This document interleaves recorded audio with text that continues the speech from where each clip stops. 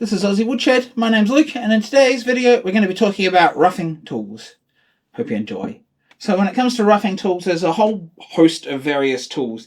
Now, when I'm talking roughing tools here, I am talking about rough shaping and also just rough cutting things to length and sort of roughly getting them there before you use a smoother plane or finer woodworking tools to refine that shape. So let's jump down here and start with the roughing plane or the foreplane. So when it comes to the roughing plane or the foreplane, traditionally a foreplane would have been a longer plane, and that was just to keep the reference of the sole so I didn't go too far out of flat while you were doing that. But these days smaller planes tend to be used more for the roughing plane when Stanley made the scrub plane. Now, I obviously don't have a dedicated scrub plane, but what I do have is two planes here that have quite large mouths and a 1/7 radius on the blade with these big wide mouths that you can see here. Now, what that does is allow you to take off a bigger shaving so you can remove material much faster because it's curved. It's not cutting across the entire length of the blade, it's just scooping it almost like a roughed spoon, and you're just dragging a spoon. And generally they would be used across the grain, though they can be used with the grain as well. But if you're really hogging material off, across the grain is going to be much better because it just tears out small bits. It doesn't grab the fibre and try and pull the whole fibre out with it. It's just running across it, so it's cutting across the grain and just pulling a short shaving out so it doesn't run along and as you pull off, try and ripple the timber out. So that's why they're generally used across the grain.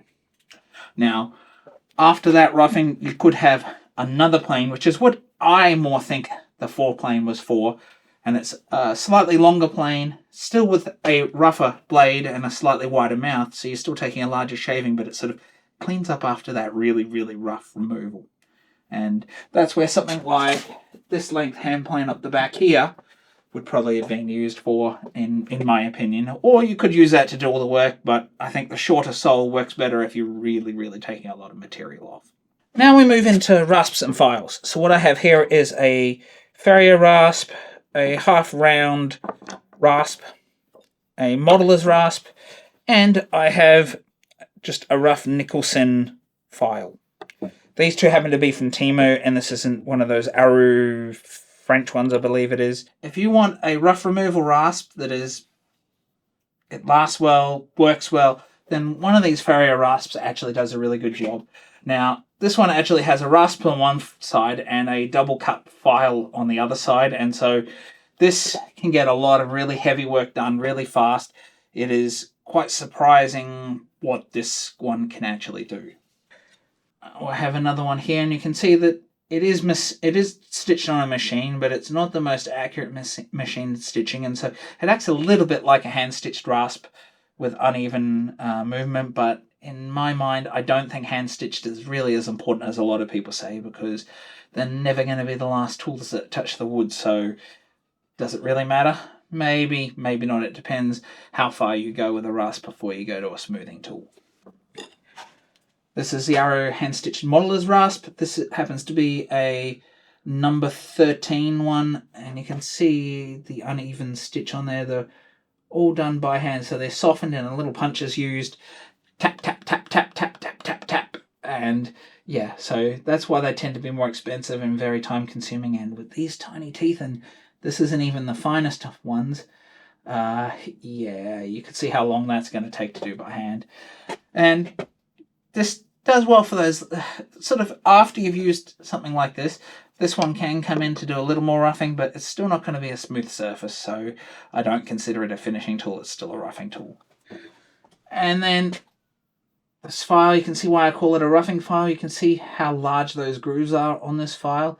And you've seen me use this a number of times when I was making those saw vices. I was using this one.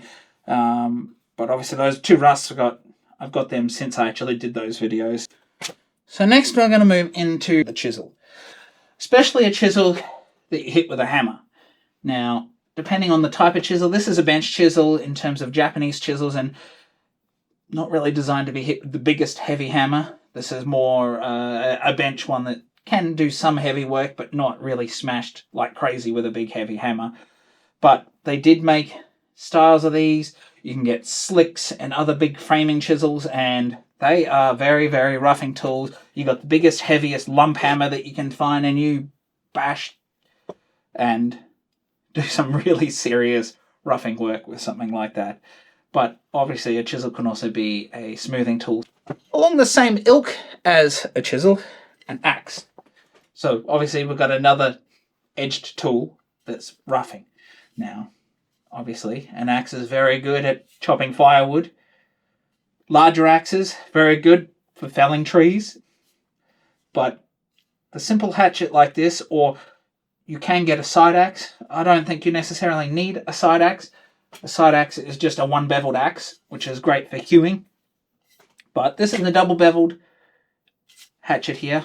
I like it with the thin bite like this. And you can actually use this for roughing down the side of a piece of wood. So a piece that you want to rip off, you can actually get that done faster with an axe quite often, and just rough your shape down with the axe, because it's going to be faster than most of your other tools. So roughing that along with a scrub plane, and you're going to get a lot of roughing work done. Some of the biggest, heaviest roughing work you can do with these two fairly quickly, and make a lot of shavings too. And then the last of the roughing tools that I think are beneficial is very rough saws for just ripping through the material. 4 teeth per inch on this one, I think it was, or 4.5. That's going to really rip down your boards really fast and get you to that shape fast. Now, if you need to take off more than what a hatchet can do, you're going to want to saw it, especially if you want to keep some of that material intact instead of just turning it all to chips to throw in the fire. Along with that, a nice sharp crosscut saw. This felling saw works great at the bench for cross-cutting my boards and my panels. No, I'm joking. This one is obviously for chopping really rough stuff. If you had like big sleepers and stuff, I suppose this would do a good job with that.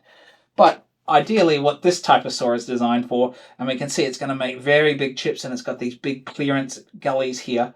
This is for felling a tree.